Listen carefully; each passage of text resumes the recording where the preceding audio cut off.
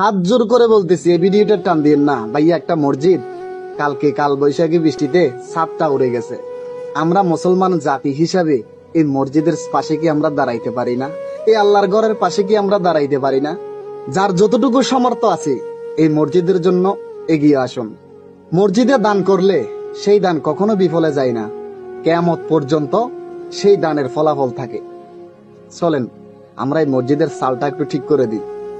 ইমাম সাহেবের নাম্বার দেওয়া আছে, মসজিদ কমিটির নাম্বার দেওয়া আছে, অবশ্যই কল দিয়ে জাস্টিফাই করে টাকা পাঠাবেন, কোনো সমস্যা নাই।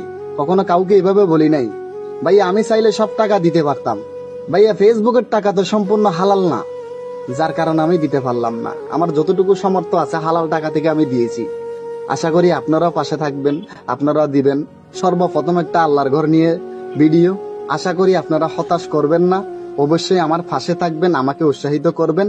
যদি আপনি দান করতে না পারেন বা দিতে না পারেন, ভিডিওটা একটু শেয়ার করবেন যেন অন্যদের সামনে যাই, অন্যরা যেন মসজিদের জন্য এগিয়ে আসতে পারে। আসসালামু আলাইকুম।